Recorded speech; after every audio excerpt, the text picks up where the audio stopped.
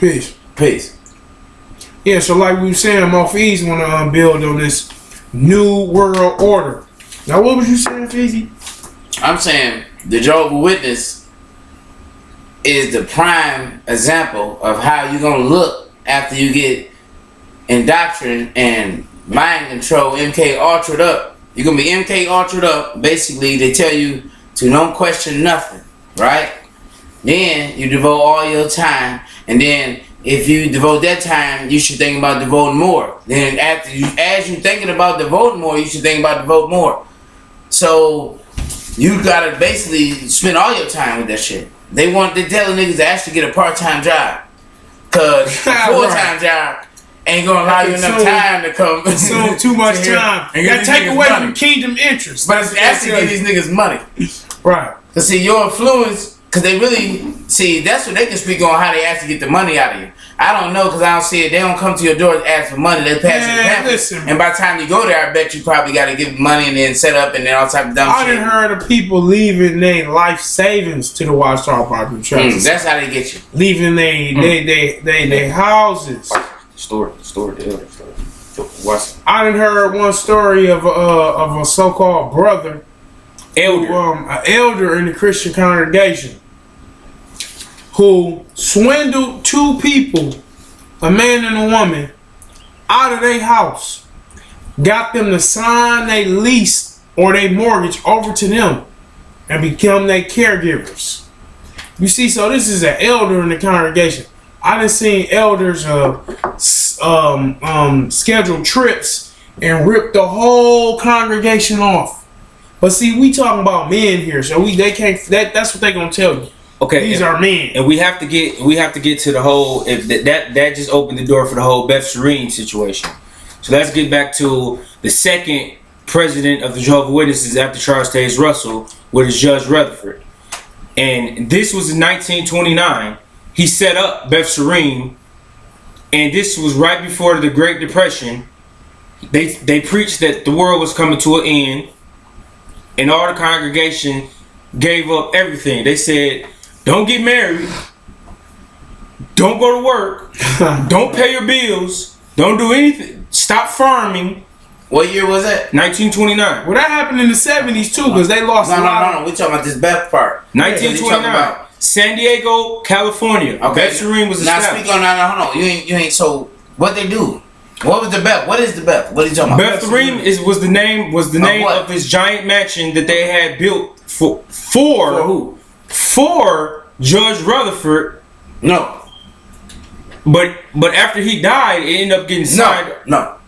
It was originally built for the people who were supposed to come back out of the Bible. Right. No, that's what we left it to. That's what we left it to. Man, listen, let me tell you the truth, bro. I've been watching this shit and going, seriously, I just want to listen. Right, they left it for these so-called saviors that's supposed to come back. All the prophets were supposed to come back. So what happened was, since it didn't happen, after the date he said, but we know that's bullshit. Let me finish the story. After the date he said, about 1929. That didn't happen, right? So basically, he was living in the place, and then he died, and it still ain't happened. But the house is built for some fictional characters out of a Bible that the cracker made, right? So he basically tricked the people into buying him a mansion, right? But he was saying that the some motherfuckers out of the Bible were supposed to come out of and live there. They was actually supposed to live in this house. like if the guys want to come out, they gonna live in the motherfucking mansion, right, man? Or something, anything like that. Like damn, fuck around, have a pyramid or something. I don't know, like what? Why the fuck you have a mansion? Why they can't build a pyramid? At least you crackers can, y'all crackers say the aliens build a pyramid. Why they can't have a pyramid or something? That nigga built him a house. Pyramid mansion. He ain't build no shit for no gods. What are you talking about? Okay. So, like I said, after that took place, it never happened. He ended up dying in the house, and it was pretty much the next president ended up taking it over, and it went to the society. Meanwhile, all the Jehovah's Witnesses starved to death, went homeless. A lot of them died during this time for lack of nothing to eat. Nowhere to sleep, no shelter. while he lived like a fat cat in this mansion that the Jehovah Witnesses during then when the was only around 100. Say a lot of them. 100,000. A lot of them. Exes. That's what happened. What's his name? Rutherford? Judge Rutherford. Yeah. And let's get down to the part of him even being a judge. He was a judge and the president. Yeah, exes on the He was a judge and he was the president of the Jehovah Witness organization. And now like this. So that's the key point. Political influence. How could you even be a judge and not be a Mason? You have to think about things like that. Plus, they all had ties. They all had ties. Remember, we talking about the root, the foundation, of the organization, the foundation of the brickwork. Now let's add to the story though. Plus, they were supposed to never die. See, these niggas was saying they was the last. The end of the Gentile. The end of the Gentile. End of the Gentile. And they had a watchtower things come out and had the people faces on there. Like these gonna be the last crackers of the time, and after them they gonna live forever. And then they all die. I mean, this. And they even took their place as part of the 144,000. So that's key. They was not supposed to live here forever. So why build a house that you're not supposed to live here for? Because you're supposed to be in heaven. You were part of the anointed 144,000. What are you talking about? Rutherford and Charles Taze Russell were part of the original 144,000. But so you're saying they? You said they took the place? Huh? You saying that they ascended? Yes, they were part of the 144,000. But 140. No. Okay, peace. Okay, so Charles Taze Russell and these crackers were saying that they're part of the 144,000, right? But see, the date. The only reason 104,000 got anything to do with it is by the end time. See, it's no reason to have 104,000 without the end date. The end date was supposed to reference as far as in 104,000 going to heaven. But until the end date comes, they're not going until the end date. But see, check this out. They're not ascending now like when they die, they don't This one of their teachings now, their teachings in the recent times is that the end of the times will come. Some of the 144,000 will still be on earth. That's what they're teaching. Like not all of them. But it's still not direct contradictory to what they did. But it's still not going against the fact that the end time has to come before the whole 144,000. 144,000 mean when Jesus or whoever Yahweh. And for y'all that don't know, that's the number how they measuring 144,000 of people, anointed people that's supposedly supposed to ascend to heaven and not be on earth. Only 144,000. Peace. Is when they partake of the emblems. They partake of the emblems. They partake of the emblems that was what's called the memorial of Jesus Christ's death. They partake of the emblems that are the wine and the unleavened bread. And the only way that they know is that they're sorely convinced. That means I can walk up in that motherfucker and say I'm anointed and drink that shit and eat that shit. And couldn't nobody stop me, essentially. So what's different between that and the pastor saying he's going to heaven is absolutely nothing at all. See, this is mental hogwash, okay? Absolutely. Once your eyes are open, you start to see that this is really bullshit. Please. But let me get back on and that's why, I'm glad you wrote that down, but I wanted to get back on the 144th. And what I was saying was, we're basically dealing with these crackers, Charles Taze Russell and all these, because we trying to build on them. Point was, they said that their existence, they talking about the 144,000. All this dealing with a date. So this is the whole point. The date, if the date don't happen, who coming down? Right. Yahshua or Yahweh or Jesus or Jehovah. Jehovah coming down, and he supposed to pick 144,000 who, because they follow this type of way, he supposed to notice that they, like, okay, these niggas saying Jehovah. Out. So then he gonna pick these people and take them somewhere else. But the dates they had was wrong. Now, see, listen, now though, they're not even saying no damn dates no more, nothing. They're just saying the end is near. Oh, what they doing is scare tactic type shit. They keep scaring people into this shit. But the point I want to add on 104,000 is, and the reason why I added this, that they all dead. So what we saying is, all these people was talking about how this was gonna happen, but everybody who was supposed to be in that is dead. There's X's on their motherfucking eyes, so the shit ain't happened yet. So once again, it's Cracker and it's Jew, and this is gonna be our next bill, because we're gonna, we're gonna talk about these crackers and these Jews, right, on how motherfucking dynamic they is with these lies. And basically, my man had a good ass business scheme. The reason why I know the New World Order is going to use the Jehovah Witness way as a catalyst for a blind zombie. I'm saying once again, Jehovah Witness is, right, because they already docile. Is the New World Order picture and let me perfect example of how they want you to be. Build on that. So maybe we need to study the Jehovah Witness and learn how to maybe act, because if the shit come on us, we can't get fucked up. We know how to not question. We don't question nobody, right. And we make sure we do our work. Right. But you know, my point is, you know, like I said, hey, I'm just saying. Yeah, and another thing too, like the guy was saying over here, man, docile. They teach you don't take up arms. Let Jehovah be your savior. See what I'm saying? That's like somebody popping off shots at your head. You gonna pray to Jehovah? If you got a pistol on the floor, you gonna pray to Jehovah? Or you gonna lay there and what? No. See, this is how they teach to be non-violent, to conform, to rely, to rest upon, not to look to your own self for anything. And let me tell you one thing, another thing that is a very key exponent in this situation. Jehovah's Witnesses already prepare you and let you know the government is coming for your ass if you're a Jehovah's Witness. They tell you that. At the time of the end, yep, the government is going to turn. They're going to turn on Babylon the Great and Jehovah's Witness organization.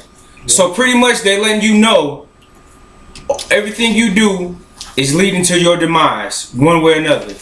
But they butter it over with the whole aspect. They butter it over with the whole aspect of Jehovah's going to come to your rescue. Yeah. Now, I've seen plenty of Jehovah's Witnesses die throughout the times, whether you want to go back to Hitler days or you want to go back to any other, you know, in Georgia, the big Jehovah's Witness massacre they had in Georgia, not the United States, Georgia, the country Georgia. Where was Jehovah for any of those people? Nowhere. Exactly. Again, once again, those people look like this. Exactly. So, you have to tell yourself, what is really going on with this? Is this religion is gearing you up to be executed, pretty much? And that's why I was getting a new order, but that's why I said new order. But even with the witness part, like they talking about Jehovah's Witness. Now, none of y'all damn people go to court. Witnesses have witnessed. I ain't never seen you win a case if you ain't seen it. I mean, the witness came. Yeah, what you a witness to? I'm saying you can't be a witness if you ain't seen it. We know how they adopted their name at the convention. They adopted their 1933. Jehovah come from a Bible, like some other. But where did that name Jehovah come from? It came from a monk in the 1500s. You can look it up. We know that J didn't exist in the Hebrew language. It was Yahweh. Y'all used Yahweh and Yahshua. So Jesus, Jehovah. Like I said, you got to break down. You got to get into another building, break down. But if you get to where, but the point is, who created the organization? Do you see why they took on the name? The name they got from a guy who's talking about getting those spiritual mediums. I forgot it's called Gordon or Gregory or some guy that actually the Bible they get it from. And he was talking about the spiritual mediums. This is where it come from, and he was saying some shit about basically all that bullshit. And he made how he found out the name Jehovah wasn't even no science. He just kind of picked some shit. It was a mistake. No, it wasn't a mistake, but he picked some shit that ain't even scientific and just used it. So he got you niggas saying some name that you actually believe in, and the cracker just made it up to fit in some pieces to his scheme. Right. And now you giving that all your energy now. So you actually creating something from nothing, which is dealing with alchemy. So Jehovah's Witnesses, you're dealing with alchemy and don't even know. They alchemy you. Right. You are the alchemist process. Like they transform a god into a fucking slave. And for the masses, we're not trying to. We're not concerned about no cracker. Okay, y'all keep doing y'all thing in Jehovah's Witnesses organization. We trying to awaken our brothers and sisters that are still under this mind control. And actually, a part of the 140 for 1,000, if you look on there, you probably won't see too many black people. No. dominated by probably Jewish, white, Polish, Turkish, whatever type. Exactly, because men. that's the root of the organization. Yeah. Maybe Jew. one. They might got one The nigga. Jew. They might have one nigga. The czar, the Jew. They got one nigga now on the council. They might have one nigga. But this nigga ain't no nigga. Right. No, he is. He has a European. This nigga's way a of slave. A European If you're a mindset. Jehovah Witness, you're not even a white. thinking. You're just a slave. You a Jehovah You a Witness. slave. Like, you a motherfucking nigga that gotta go and knock at everybody's door. Right. And when you do that, you want to knock at more doors. Like you basically a nigga that ain't knocked at enough doors. And you know that They want you to do more than what you're. No, they take account of that shit, man. I know, but you got to do more. They take account of that. How many times Like, you done been? They don't say like it's a level they want you to get to. They saying Right. if you do a million doors, How they many want times- you to do 2 million. And that's supposed to do 2 million. It's they want an to do ongoing 3 million. process. How many So watch you towers just a you got nigga. out? So a person in the Jehovah's Witness is just another person who ain't knocked at another door. Okay, you one short of a door. Knocked at. I don't give a fuck how many doors you knocked at. They gonna tell you like That's you not did enough. enough. Well, yeah, and what they gonna do is they'll get on the service. It's called a service meeting. They'll get on the service meeting and they'll talk about the concerns of the congregation, and they'll say, "Well, we need to be better on making return visits. more. Or we need to be better on getting more magazines out. More. Or we need to do better on coming together and going on service on Saturdays. Yeah. We need to do more. So in actuality, it really is slavery. That's why they call you the what slave? Faithful and discreet slave. Well, that's Man. the faithful and discreet slave. Remember, the faithful and discreet Listen. slave is the one who is operating. Faithful. Let's break that down. Let's break directly down. through Let's break down. Hold on, let's break down the faithful. Listen, no, because we got to build on this. Go ahead. These idiots, excuse me, I'm sorry. No, go ahead. They believe that a collective group of white men, the faithful and discreet slave, governing body, Jehovah is speaking directly to them and telling them how to move the organization. Come on, people. Jehovah, aka fake name. Actually, they was talking about the spirits. See, so Jehovah was a fictional name. They actually talk about talking about spirit shit, talking about actually going into some spirits and trying to see if them, I guess they're trying to in tune into some spirits. Now, obviously, they ain't black spirits. Maybe some old cracker spirits. I'm not saying nothing wrong with doing the spirits, but the Jehovah Witness name is just the front. It's actually a corporate name. It's not actual the spirits that they talking to. They don't call them Jehovah, Yahweh, the ones that supposed to be they saying they're getting the teaching from, even though that's all fake. But so Jehovah's a fictional name. We gotta remember that. And let's build on that part right there with the spirits. Let's just say you don't believe that Jehovah's Witnesses have used spirits for things. All you have to do is look up Johannes Grieber. That's the name. Johannes Grieber. Once you look up Johannes Grieber, you will see why 100,000 plus Jehovah's Witnesses left in 1975. They used him to help translate John. He went hard on a part of John. Okay, and actually, you can. Okay, let's just get down to the Greek, the whole Greek translation of the New World Translation. What the fuck is this name? Keep going, somebody keep going. Yeah, and like the guy was touching on, Johannes Grieber, he was a spirit medium they used to translate John, and you wouldn't think that they would use a spirit medium because the Jehovah's Witness organization is so against spirituality, and they call it being demonized of some sorts. But see, they really not. They put it in there. But see, the point, they put it in and tell them something about some medium transfer, some dumb shit. But my point is, I'm saying, listen, this cracker basically has got these people, and this is what I want to deal with the money. I want to ask you that, how the hell they get money You out talking about the real estate. Let's talk about their real I'm estate. saying, like, when you go there, dude, is it like tied? Let me ask you a question. Is it like tied? Yeah, they pass around the plate. Well, Yeah. listen. So they how make you feel so bad. Then what you do a week? Like if you're a good Jehovah's Witness, how much you pay a week? Well, let me use my mother or my grandmother for example. A good devout Jehovah's Witness give their contributions.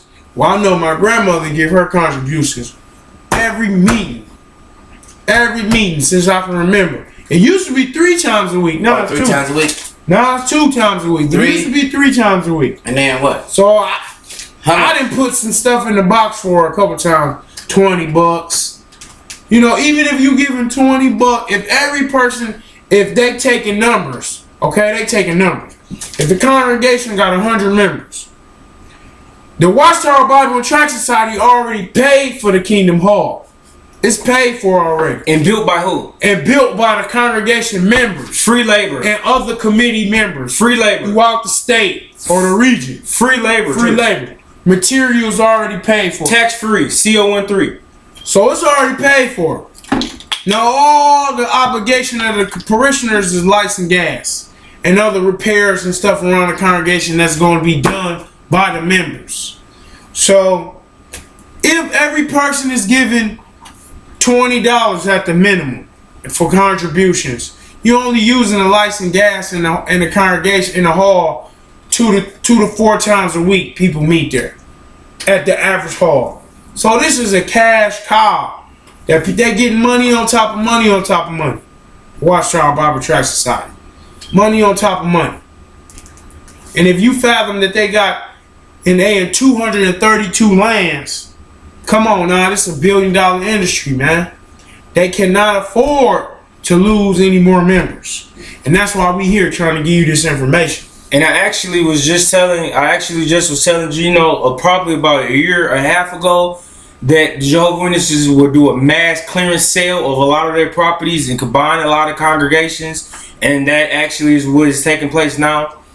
Because actually the Jehovah's Witness is part of the Ras Kant Corporation, and if you look up Ras Kant, that is the military industrial complex. So that means that your hard-earned money as a Jehovah's Witness is going to the stock market to help supply weapons, New Order, to shoot down innocent people for the New World Order. This shit is real. This is not a joke.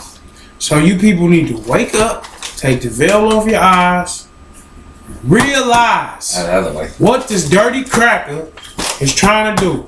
And matter of fact, I'm going to shed another jewel on y'all. These little discourses that they're giving in the morning lectures from Bethel, you just watch this cracker sit in front of this Bible and drop all these Masonic gestures over this Bible. And tell me he not dropping Masonic gestures. Why would he be doing such a thing? So back into the piece, right. Back into the money. So basically, this is an organization who, at the same time as them working for the government, trying to train or test the new slaves, aka Kanye West new slaves. Okay, yeah, right. Yeezy, the new slaves. Right. Like he said, he one of them. You see where he dressed. They probably gonna all be wearing Kanye West outfits and shit. Right, Yeezy all that bum outfit and shit. They gonna wear that shit, and they're gonna be the new slaves. They gonna pay $2,000 for a bum shirt because the Jehovah told them to dress like that and then do work. And at the same time, they gonna have them pay for a suit. But when they not in the suit, they probably gonna wear some dumb shit. My point is, they using these cats to get money. At the same time as they making slaves, they making money. You know what I'm saying? So basically, if you're a Jehovah's Witness, you're already a part of the New World Order. You are already the New World slave. You are the new slave. And I want to say congratulations to you for being the new slave. And tell me how I feel. And I'm glad you're around because I can see how it be. And another thing we have to add. A lot of times, Jehovah's Witnesses, they don't let the people names be released who actually translated their Bible. They said that they want to keep their name confident. They don't want to release their names. But actually, did you know that the Jehovah's Witnesses were being sued by the Greek translators because they were being grotesquely mistranslated? So you can look the translation part up. So if you say, what is this? What's the translation? Who did the translations? They do not let you know who translated and wrote your Bible. Never. And they don't do that because once you research who the people are, you're going to find out that they have lawsuits against Jehovah's Witness organization for lying that may about be the a big translation. Reason why they recently revamped their Bible. The new Gray Bible that they just recently released, 2013 edition. A couple of years ago. 2013 edition. You know, so what they doing now, like the guy said, they dumbing this shit down even more. And I wanted to get on another thing. They said the light gets brighter and brighter. Do you know if the light keeps getting so bright that you'll get blinded from it? You're getting blinded by a lot of this Jehovah's Witness bullshit. It's not to the point where it's light as in good. It's blinding. That means that you're walking around like this, the sheeple. People who are being part of Jehovah's Witnesses are a part of sheeple. Because you really don't have no mind of your own. They're taking your brain out and they're putting a New World Translation in that they redone 55 times. And they're putting that in your head and telling you think this, eat this, and walk this. So you're pretty much being possessed by Jehovah. They're possessing you by Jehovah. And I'm not telling possessing you like taking you. I'm talking about demonic possession through Jehovah. No, in actuality, they take your possessions. You know what I'm saying? See, possession, they done made some fake, they almost got the scary movies, but in reality, they possessing you. To you, they saying taking possession of, okay, yeah, they didn't take possession, yeah, meaning they possessing everything that you have, meaning through you, they own everything what the fuck you have. Your thinking, your mind, and all your energy. That means your power that you give into and out, and to make everything right now we see happen. You know what I'm saying? So, man, the New World Slave of Jehovah, this lecture, or this talk, what we're talking about right now, discussion, is about this Jehovah Witness situation that we have amongst us black people or black men or the Galactic Circle. So what we're dealing with, this Galactic Circle media or Galactic Circle talk, you know what I'm saying? So we're definitely dealing with the guys, and we're trying to take everything Galactic Circle, go to the finite point, which is that black motherfucking hole, and we get into the point of this motherfucking Jehovah's Witness shit. And that was the whole point of that. So this the first one. We're gonna come back with even more, but I think we killed it. Yeah, so, I think we didn't hit the hammer on the nail. And for people that have any more questions or concerns, you know you're gonna be able to contact us and leave comments. But the main thing we trying to hit home is that the Jehovah's Witness organization root, the beginnings, is what you need to research and go into. We touched on a few subjects that'll help you out along the way, and the rest is for you, you know. So this is Galactic Center, and this is just the first step, and this is Jehovah's Witness, and we out. Peace. Peace. Black Dot. To the Galactic Center, we going.